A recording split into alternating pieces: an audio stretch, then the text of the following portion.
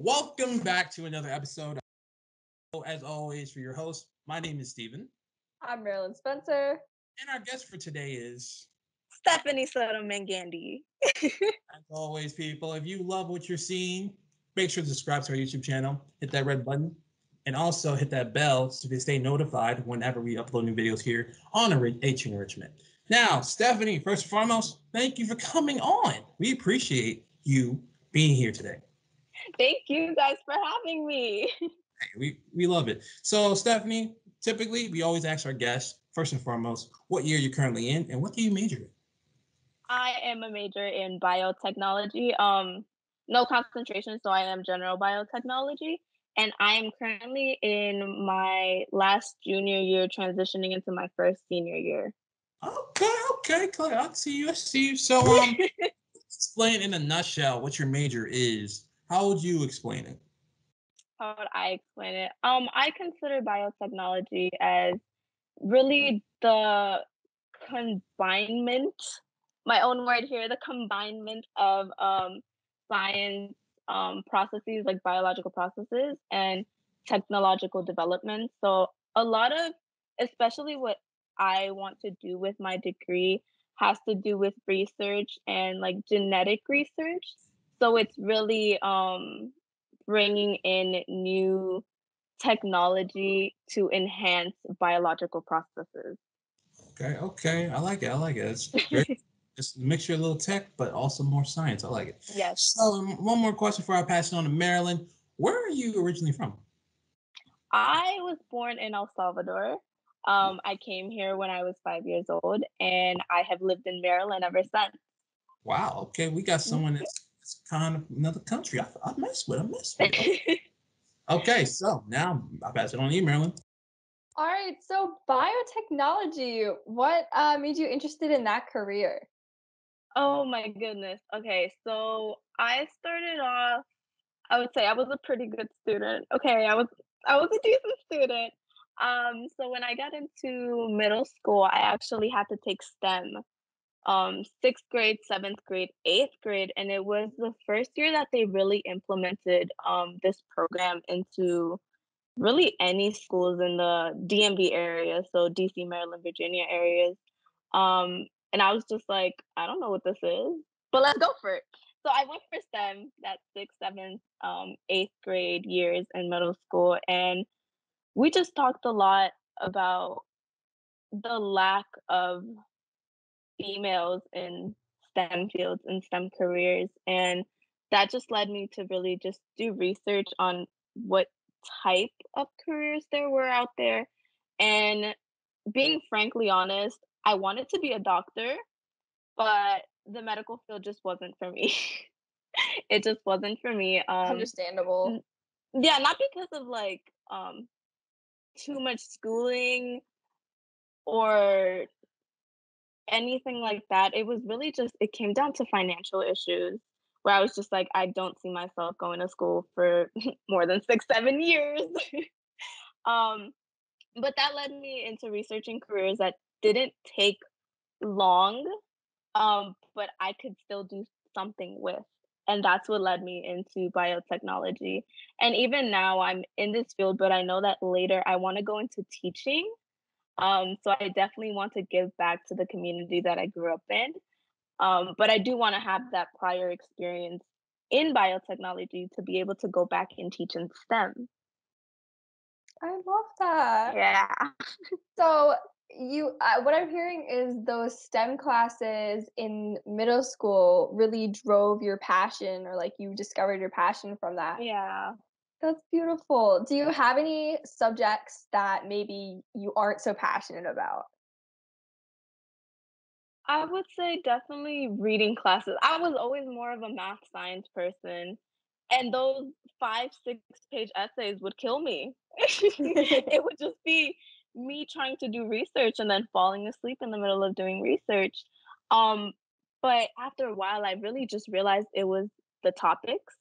It was the topics of those papers that I didn't really like because even like right now in my major, it's it's very heavy research oriented, but it's something that I enjoy and it's something that I'm like passionate about. So be able to, well, I am able to write those research reports and lab reports and all of that.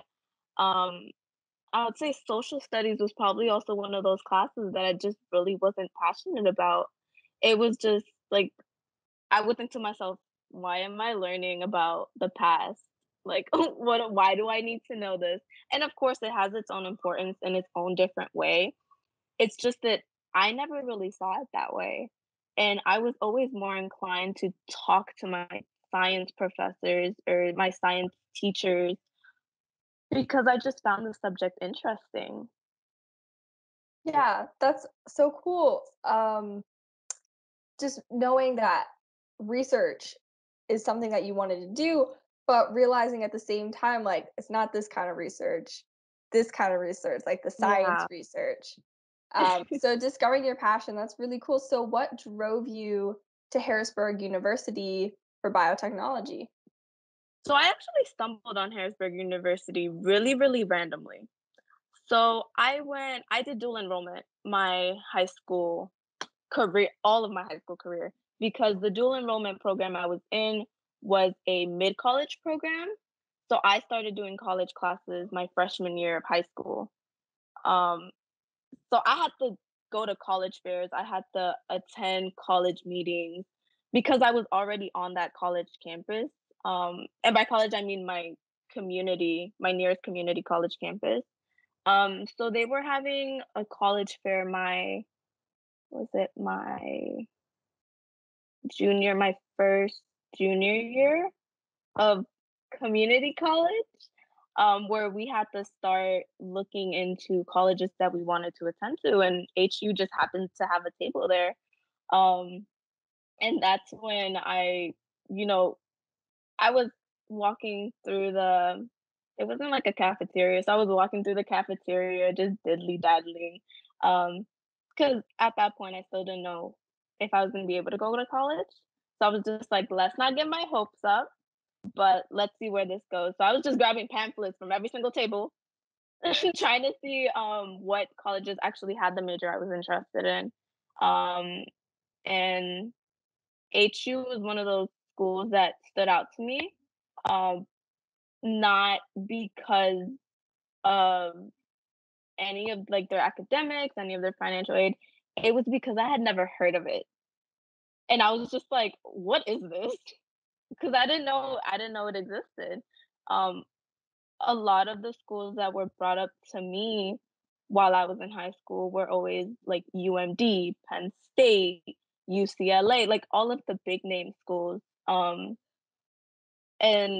I was like, "Well, I've never heard of this, but, like, let's give it a try," and I opened the pamphlet, and I was like, "Well, this seems interesting," and that's when I took the pamphlet home and did some research. So marketing works. Those tables work. And we've heard from several students who have done both sides of the spectrum. So you were dual enrollment. So you are typically younger than the average junior. But then we've also heard from students who've taken a gap year. So to those watching today, I encourage you to pick your own path. If you're in dual enrollment, then that's awesome. You know what you want to do more than likely, or you're just there to get some college credits while you can. And then for those who maybe aren't so sure what they want to do, take a gap year. You know, college is very versatile and it's there when you want to go. So those are great words. Stephen, on to you. Okay, so dual enrollment. That's awesome. So I just have like a random question. So the table you saw for the little thing, was there a bald guy there by chance? Yeah. That's what drew me in, the baldness. Okay, so fun little fact. That bald guy is our director of secretary of Yeah. services at the university, Ryan Corn. So you met our boss, who fun guy. We love him. You know he does. And Ryan, if you watch this, we love you. You know this already. So if he drew you in, that means you picked the right place here at Harrisburg University. So I love how you were talking about a lot of the time you were in dual enrollment for pretty much sounds like your whole high school career. So like kind of wanted to ask you, how was that experience dual enrollment for you? Like, was it challenging? Was it something like, on and off for you? So I went the middle school that I went to, I actually applied to the dual enrollment program on accident. I've done a lot of things on accident. That's what got me here. We love to see it. But they had a form my 8th grade year, which was to all the special programs in the area. I'm actually pretty lucky that I'm in Maryland because Maryland is just one of those states that has really tried to open the doors for students. And in 8th grade, they had just opened a bunch of programs in the area. So I applied to like an aerospace and aviation program. I applied to a pre-med program. I applied to the academy that I went to. It's called the Academy of Health Sciences at PGCC. I applied there. I applied to, I think, like one other program. And luckily enough, I got in because at that time they were taking PSAT scores. That's what they used as like a gauge, um, or their measurements to accept students. So I was able to get into, I would say, most of the programs, if not all. I really don't remember. But I managed to get in, and I was pretty scared because I was like 11, 12 at the time, maybe a little bit. No, I was older, like 13, whatever age you're in, like in 8th grade. Um, I was that old and I was like, am I really going to be able to be at a college campus at this age? Because we had one building in the middle of the community college that was dedicated to us. So it was dedicated to freshmen, sophomore, more than juniors and seniors, because at that time juniors and seniors were taking more college classes, so they didn't really have to be in that building. um we made a joke about it because the college's mascot is an owl, so the program was based on kind of like the fact of like that owls don't leave the nest until they get to their junior year, and that's when they leave the nest and they go into like the college campus, because at that point they would just leave us alone and we would be held accountable for our absences, for our attendance, for our grades, for everything. So the program, honestly, it caused me to mature at a much faster rate than I would say a normal student would, just because I had to be in the mindset of I have to pass these college classes. I'm not even supposed to be taking college classes, but I have to pass them to get my degree. And I I think that that level of maturity has really helped me become who I am, but it also caused me a lot of stress at a really young age, which in all sense I'm grateful for. But at the same time, I kind of wish I had a little bit more time to experience um, what I like Mm. instead of being thrown in to the college realm. Because like you said, there are students who take gap years. um Even like right after graduating high school, they'll take like a gap year or two before they even go to a community college or a 4-year institution. Right. And that just gives your brain time to process, like, hey, this is a new stage in my life. It's time for me, to decide what I want to do. But I was really kind of thrown into that, hey, you should start thinking about what you want to do. Because once you graduate here, you should be going into a 4-year institution. Right. See, we've had a lot of guests that have that same level of pressure with them because they're making that transition from the high school senior to now college. But now for you, I think that was more on overdrive from the sounds of it because you were doing dual enrollment at a very young age. And also, because I'm assuming right now you're not the typical age of a junior right now, because how old are you currently? I am 19. You're 19. So one of our guests that we had on, Faith Michaels, she graduated at the age of 19. She started dual enrollment at 15. So we always stress the importance of like not trying to rush through life, but at the same time, sometimes you're not in control of that. Sometimes it's the people around you saying, "Hey, you got to do this, do that, do that." That mentality. So the next question I want to ask you is kind of on the transition to okay, college. I mean, your high school to college. In terms of like your first year here at Harrisburg University. Talk to us about how that was for you. Was that something easy? Was that something like I was kind of out of my element? Like, how was it? I had a fairly easy transition. And I'm saying fairly easy because I had already been adapted to the college atmosphere. I had already been adapted to, hey, you have a class at this time, you need to make it at that time so that you're not counted late or so that you're not counted absent. And I used to have professors that if you got there like a minute or two late, they would lock their doors. So yeah, I had some pretty rough professors at one point in time. So I was really acclimated to that. Hey, you just have to be accountable for what you do.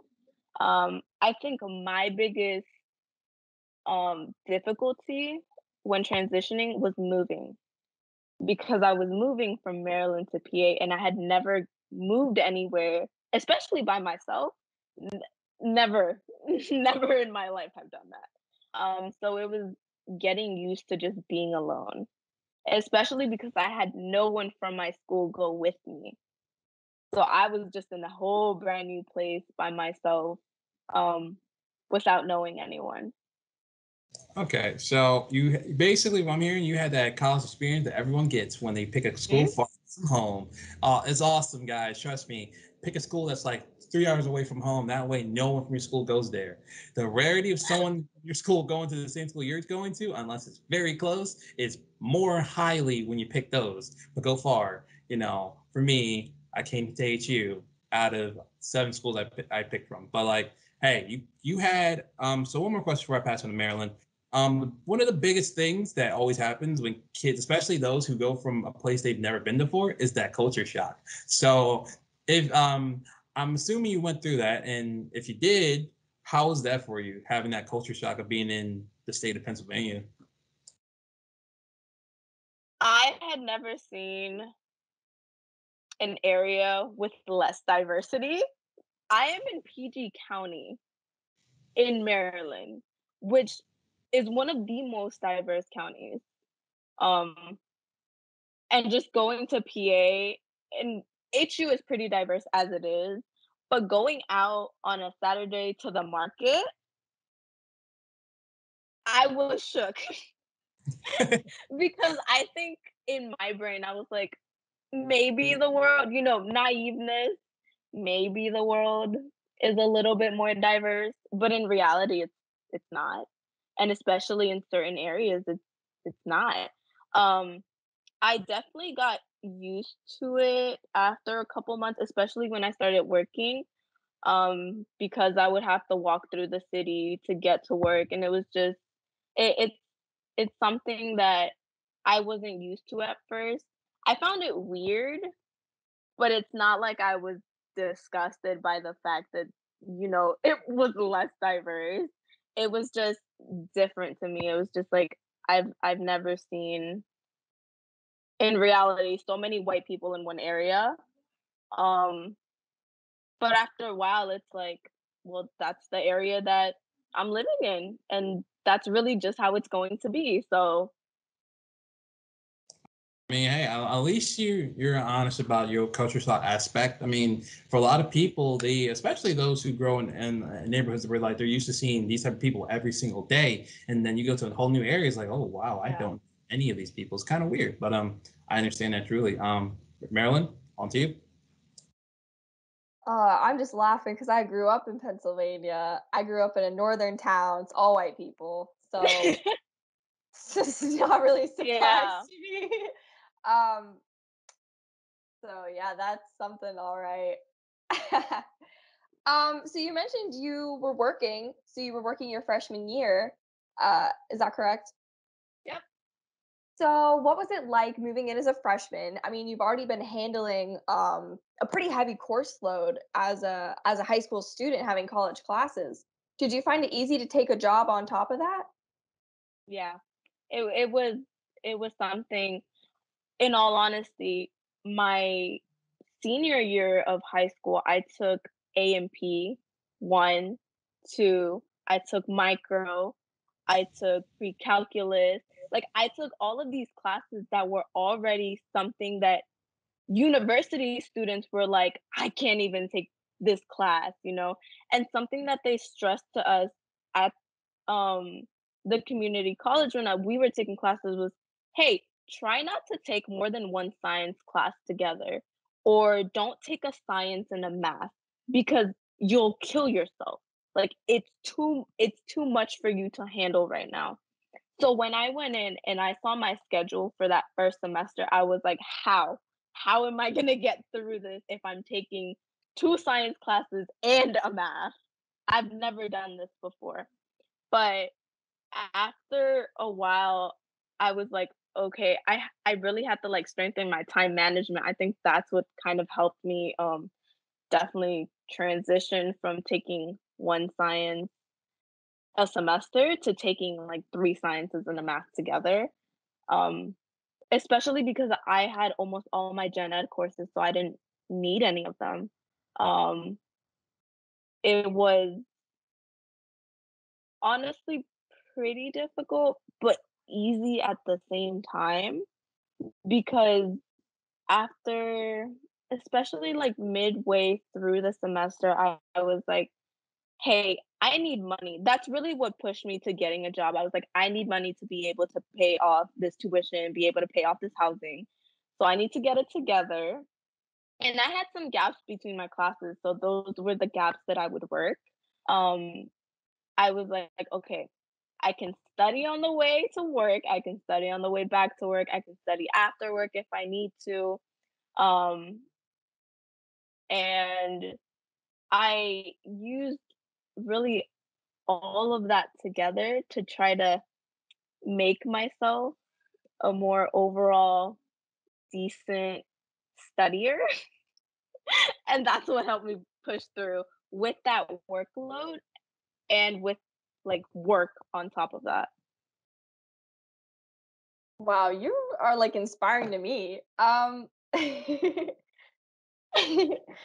Where did you end up working in Harrisburg? Was out of I worked at curiosity. the YMCA. So I've Oh, worked with okay. children a lot since I was in high school. Um so I ended up working at the daycare at the Y. Yeah. Oh, I was thinking you might say Freshito or something, and I'm like, yeah, it's typical. I can't do customer service. Understood completely. I can deal with kids' tantrums though. That's a unique skill in and of itself. I love that. So you had a rigorous study schedule that you developed. Were there any extracurricular, like outside of school activities, any clubs or anything that you were involved in on campus? Or if not, how did you find yourself adjusting and making friends your freshman year?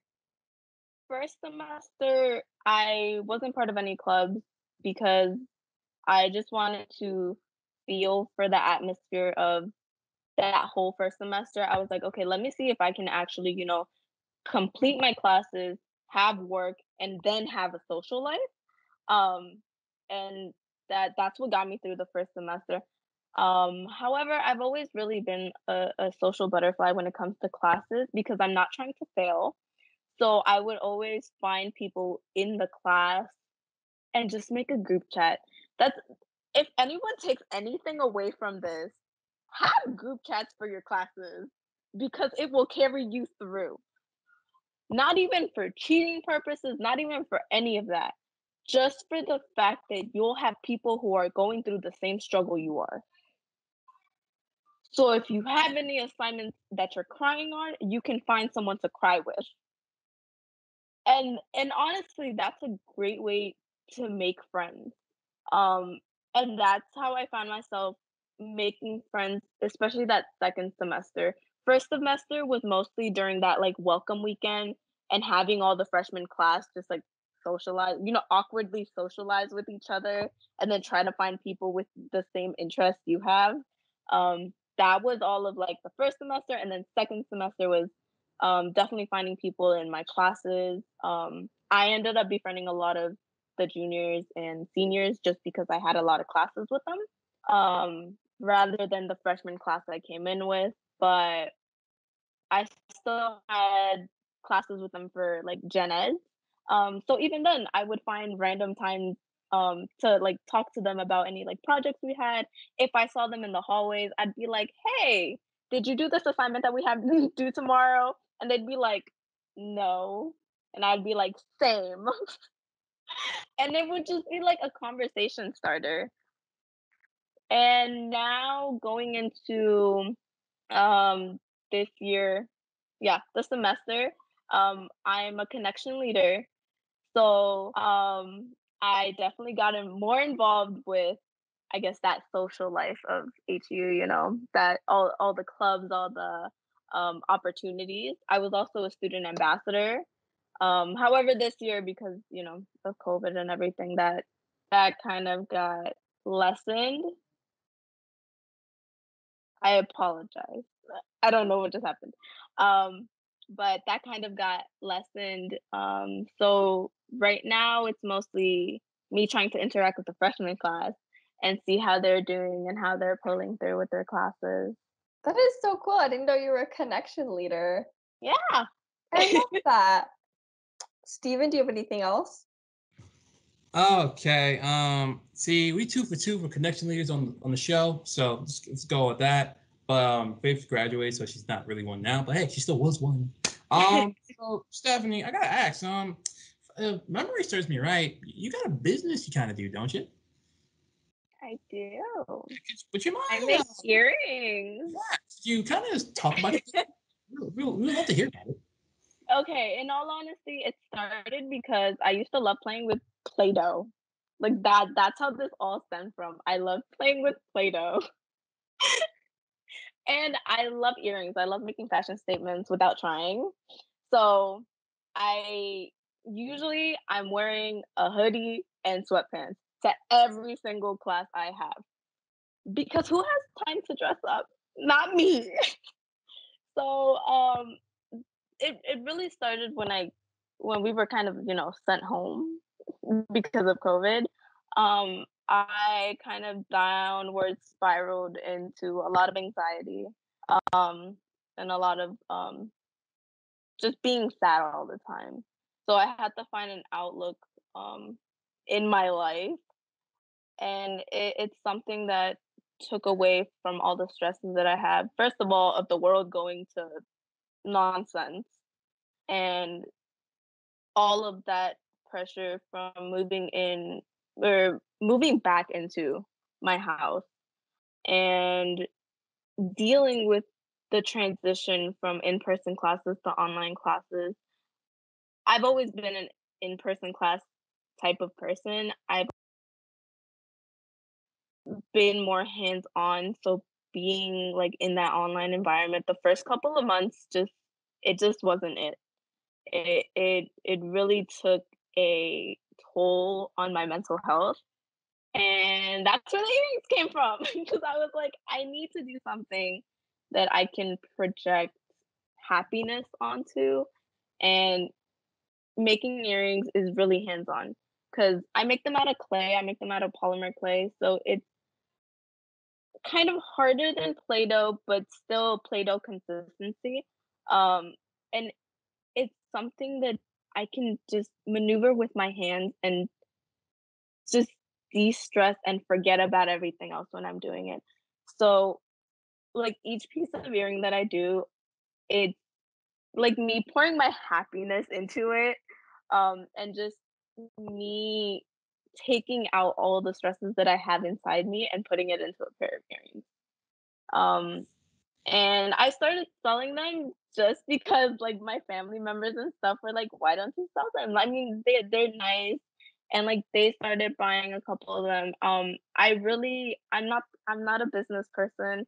I don't really like or I've never seen myself, like owning a business or selling things because I started it for myself. Like I started it because it's something that I used um for myself so that I could de-stress. But in a way, I also saw it as, hey, like I could give this message out to other people that there are ways to like de-stress yourself. And in a way, I think it's a form of art. I've never been like the artsy type of person who like draws a picture. Guys, I draw stick figures, okay? Beautiful stick figures with mustaches. All right. But for me it's kind of like a release as art.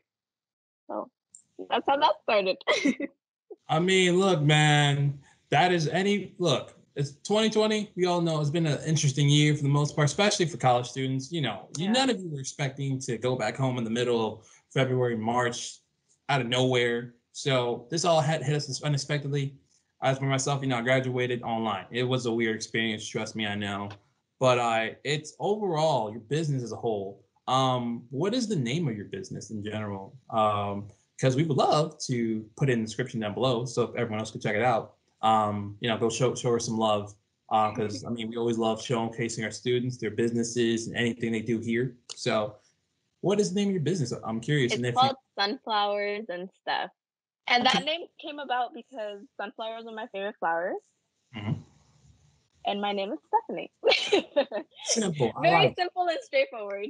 I dig it. Okay, everyone down below in the description, because after this little interview, send us that little social media channels you got for them, and we'll put it down below in the description. Go check out Stephanie Sunflowers. Get some earrings. Be dope. So I had to jump into it now because you kind of hit on a lot of notes. I was going to ask you about how your experience was with COVID, how you're dealing with your mental health, because as we know, we always remind you at home, everyone, if you're dealing with struggling with mental health, there's links down below that we put to talk to someone, or if you need someone to call, those are the links. Go check them out. Mental health is one of the big things we talk about here on HU Flow because we know that students can't always be super great and sensational all the time. You get down sometimes. And you kind of hit on those notes when you're talking about how the online learning experience is for you. You're not an online person. You're kind of in person. I want to be there. So currently, how is the semester going for you right now in the current aspect of, 'cause I know right now for a lot of HU students, it's midterms because we're currently in November. The semester is actually going pretty great. I think that whole first transition of going home, having online classes, it was rough. It was really rough. But now it's more me getting that time management down and being able to like listen to like lectures and physically take notes. Because at first, when I came home, I was like, I don't even know how to do that. I was like, I don't even know how to do that. Um, what am I supposed to do? Am I supposed to take my notes online, take my notes in person, attend my classes? Do I just not attend my classes? Are they gonna upload videos on my classes? Am I just teaching myself? Or are they actually gonna continue teaching? Um, Now I've gotten more of a sense of um I have teachers who are uploading their stuff every time like that they have lectures and labs. So they're uploading them so I can go back and review them, take notes, and study that way. I also have a job this semester, so I'm working Monday through Friday. I'm working at really like odd times, so sometimes I'll miss classes. So I know that now I have to work a little bit harder because I have to make sure that I get all the information that I missed during the day at night. Um, so it's been good in the aspect of like my grades are doing decent. They're doing great. Okay, we're getting there. But overall, my time management has gotten better. Um, Socializing with my professors has gotten a little bit easier. Because usually I would just pop into their offices, just be like, "Hey," and then walk away. Or sometimes I'll say, "Hey," and like I'll stay for a conversation.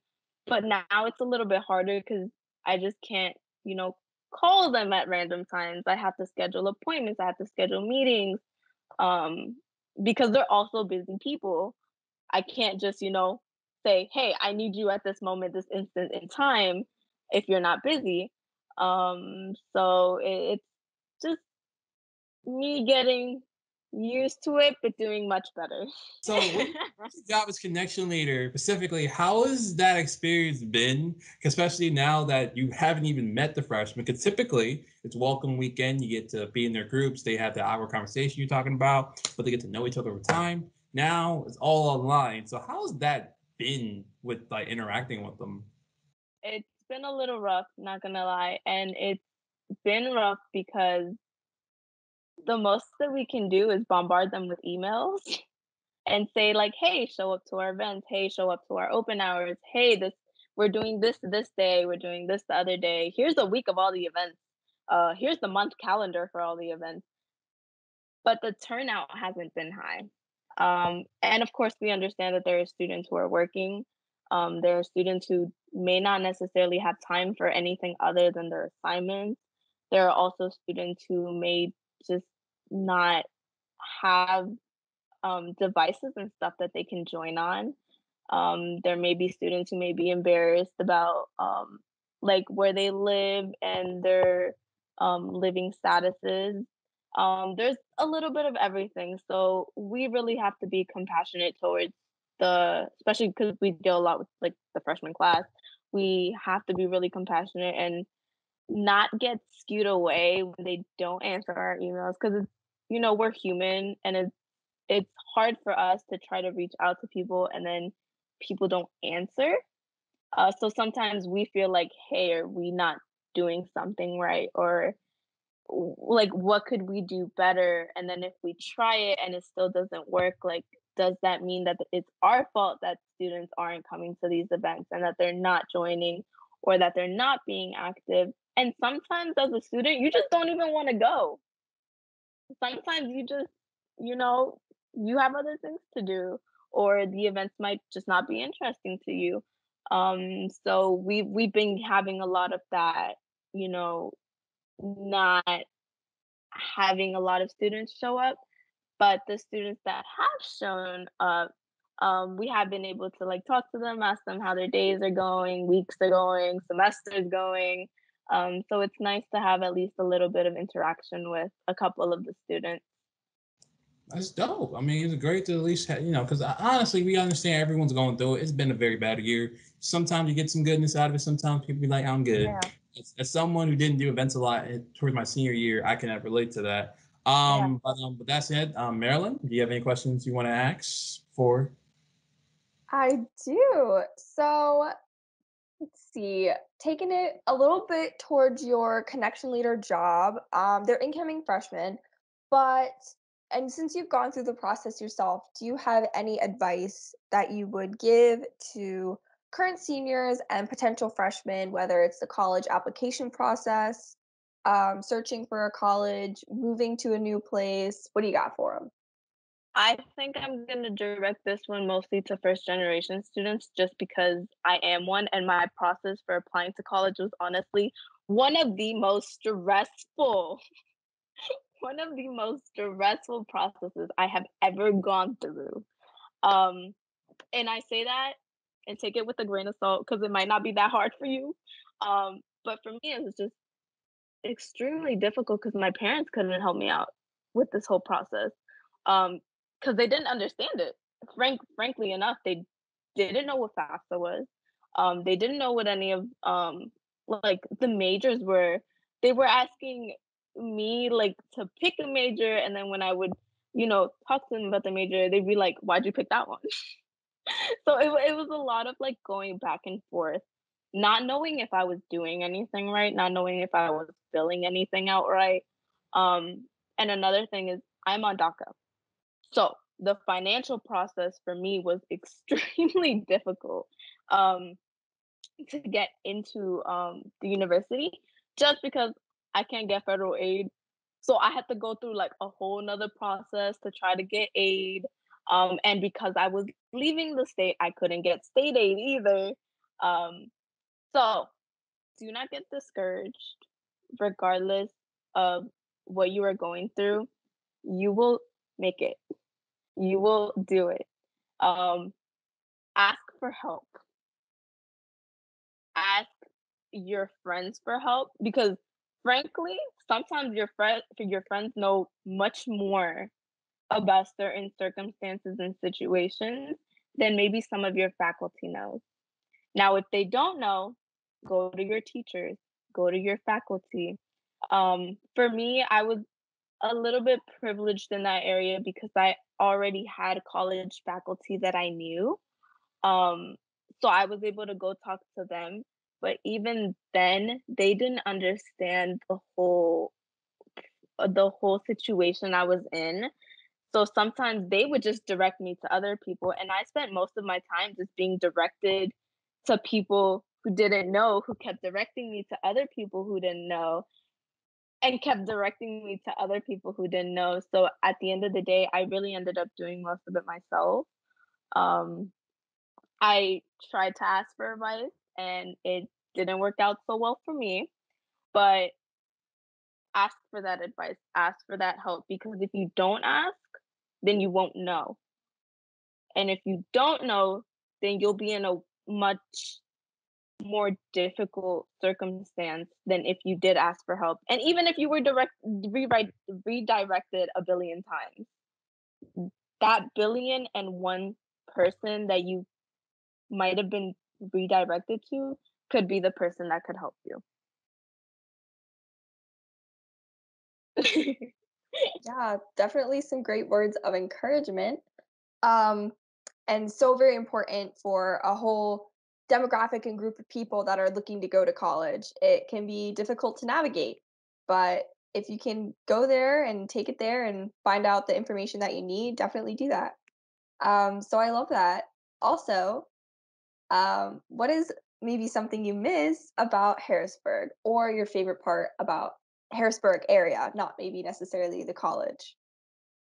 I miss the social life. I miss having that college experience. I miss crying at 3 o'clock in the morning and going on a walk outside because I couldn't finish this research paper on time. I miss being able to be with a group of friends in a study room. Again, crying because we have a test the next day and we're studying at 3 o'clock in the morning. Um, I miss being able to walk to the market because there's a market really close to HU.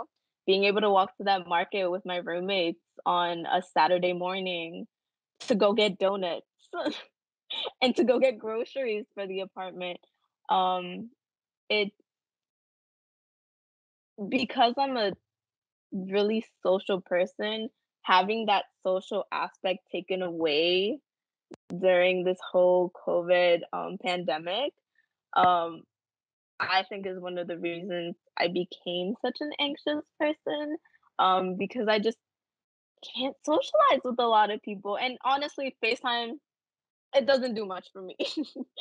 I need hugs sometimes. I need to be able to give people handshakes sometimes, and, I mean, the reality of the matter is we're just in a situation where I can't do those things, um, and if we go back to HU anytime soon, everyone's getting hugs because I've missed it so much. Um, and yeah, as far as the school and my major, I miss having labs. I'm a biotechnology student doing labs online. It is so difficult.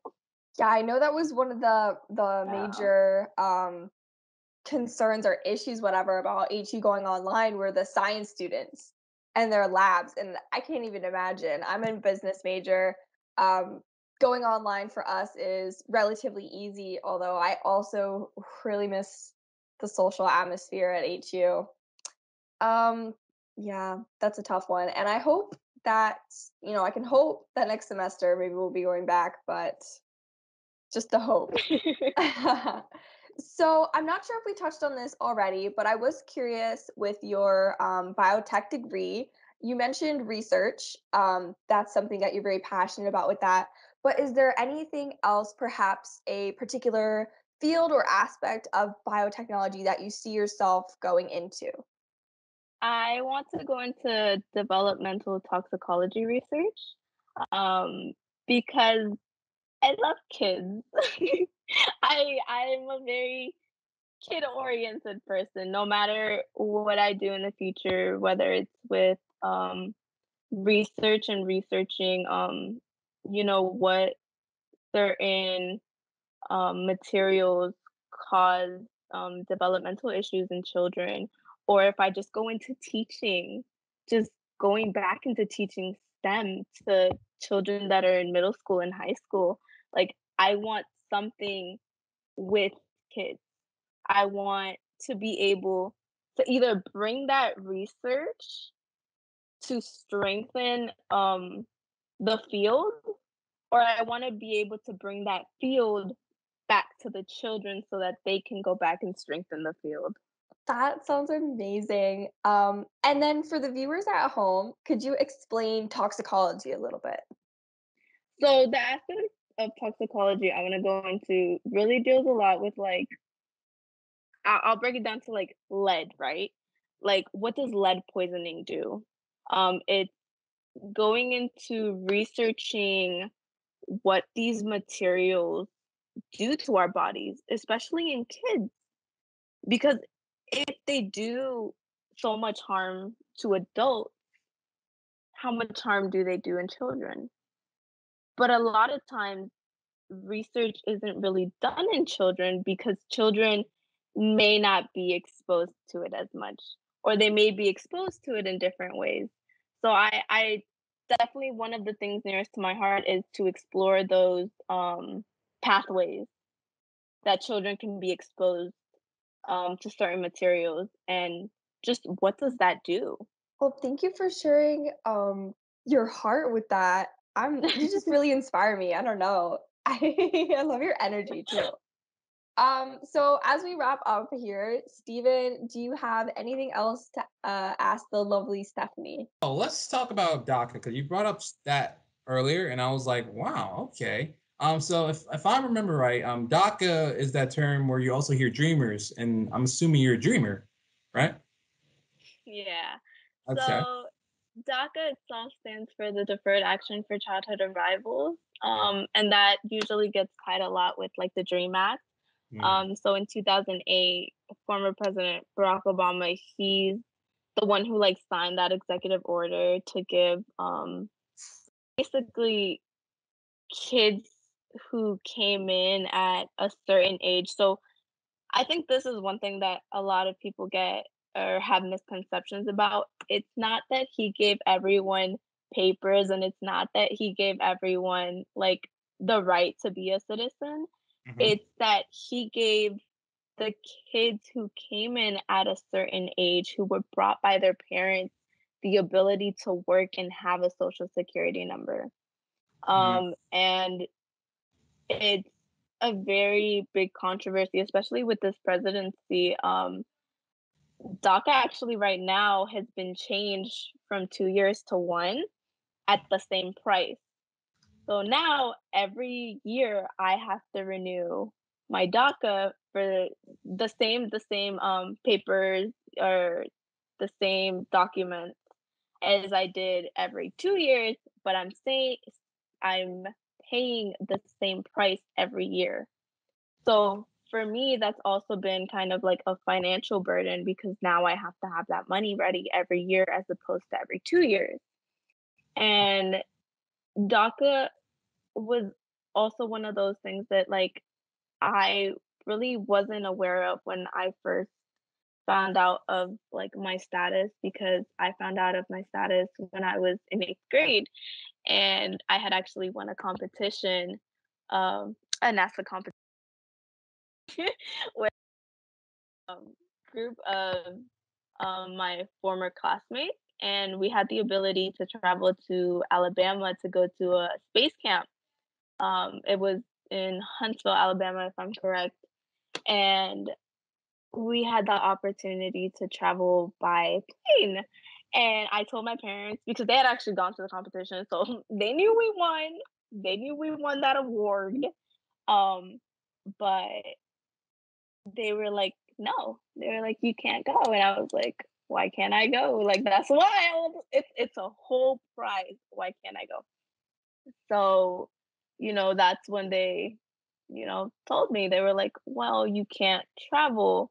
You're not a citizen, so it's going to be extremely hard for you to get on that plane and go somewhere. And we actually had to visit a couple of like lawyers and actually ask them like, "Hey, would I be able to travel?" And we got the answer no multiple times. My mom was like, "You're gonna go anyways." And I was like, "But you told me I couldn't go."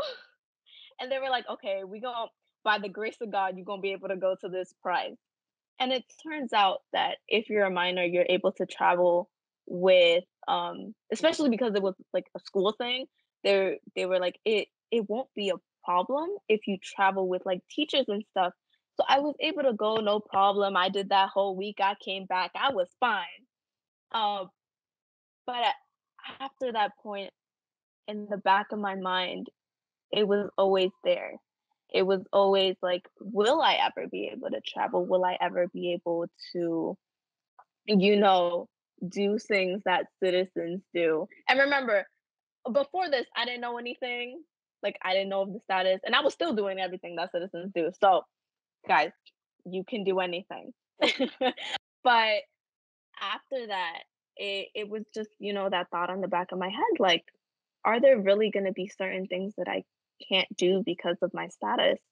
Um, so fast forward, finished middle school, got into the program for high school, which I have to say was really a privilege, especially for my status, because not not a lot of kids get that opportunity to do college classes, do dual enrollment during high school, and I was lucky enough to be in the state where I was given that opportunity to not only get my associate's degree after 4 years, but I got my high school diploma and my associate degree the same day. I had my high school graduation in the morning. I had my college graduation at night. Um, and honestly, it was a really big relief for my parents that I was able to get into that program because they didn't know if I was going to be able to continue going, or to continue furthering my education after that point, because we didn't know if I was going to be able to get into schools. So my junior year, that's when, I saw HU at that table and I was like, let's take a chance. I took a chance on like, I want to say 10 universities because I got all my fees waived. So I didn't have to pay anything for the application process either. Um, I got those fees waived, and the first college acceptance that I got, I cried. Like, I cried because I was like, I didn't know I could do this. I didn't know I could do this. Um, but I did it, and you can do it too. It was just like a really stressful process applying. Um, but once I applied, I sent all my stuff through to the universities. I got that. I relieved a little bit of stress on my shoulders of you got into school, like you got into a university, you were able to do that. Even though, FAFSA was stressful, finding resources was stressful, doing the research for colleges was stressful, um, because I didn't have anyone to go to. I'm the first student in my immediate family, and I'm the first student in my non-immediate family to go to a university. And even then, I was the first one to go to a community college because I got my associate's degree as well. Um, so my family just had no clue of what we were doing. Um, and in a way that was frightening because I was like, who do I go to for advice? Like, who can I ask? I'm the oldest in my family. And then all my older cousins, as soon as they graduated high school, they went straight into the work field. So I had really no one to ask for advice and their experience in a university because they had never gone. Um, and when I would go into like counselors' offices, I would go in, tell them, my circumstance, my status, ask for help. And they would just be like, I have to refer you to someone else because I frankly just don't know what resources to give you. And I spent a lot of that time, going resource to resource to resource and not having answers. Um, but at the end of the day, if anyone takes anything out of this, definitely ask for help. Maybe that first person won't be able to help you, but the 100th person may. And really just don't give up hope because you'll make it. You'll most definitely make it. You'll get there. It might be a long journey and it might not be the same journey that others take, but you will get there. And you can apply to college. You can go to school. You can further your education. Okay. For myself, I was born and raised here, but my parents, they both immigrated from Jamaica. So I never really had that same experience with DACA and everything of that. But I've had a friend of mine who was a dreamer, and I've never really understood his experience that well because I can't relate to him. But I respect his story of how far he came. We both graduated this year. He went to Penn State. I'm very, but then also Stephanie, your story is incredible to me that for someone who's going against DACA and all that stuff going on, able to keep that smile on your face, which is really awesome. With that being said, Marilyn, do you have anything you wanted to add? Just thank you for coming on and sharing your story with us. I've said it before, you're just so like inspiring. I don't know. I love you. I love y'all too. Can we expect another earring drop, or is there something in the works there? Yes. I don't know when yet though. Understandable. Yeah, we'll still have That's your the shop biggest link down thing. below for anyone who's Yes, interested. I already have options available on there. I dropped the studs recently. So the studs are available in a lot of different colors because I know I got a lot of comments of I don't really wear big earrings. So I made the studs all different colors. But definitely, I usually just make them on my free time. So sometimes I don't even have designs planned out when I do them. I'm making earrings at 12 o'clock at night, listening to music, and then the next day I'll like post pictures of them, like, look, I made earrings. That's awesome. Okay. That's, man. Okay. For those, again, check out Stephanie's lovely business, Stephanie Sunshine. Her link in the description will be for all her socials, for all that information. Like I say again, thank you if you're still at the end of this video, thank you for watching. We appreciate you. As again, for your host, my name's Steven. That's Marilyn somewhere next to me, inside me, wherever. And as always, we had our lovely guest, Stephanie, here today. We thank you once again for coming on. That's been an HU Flow video, and we'll see you guys next time. Take care, guys.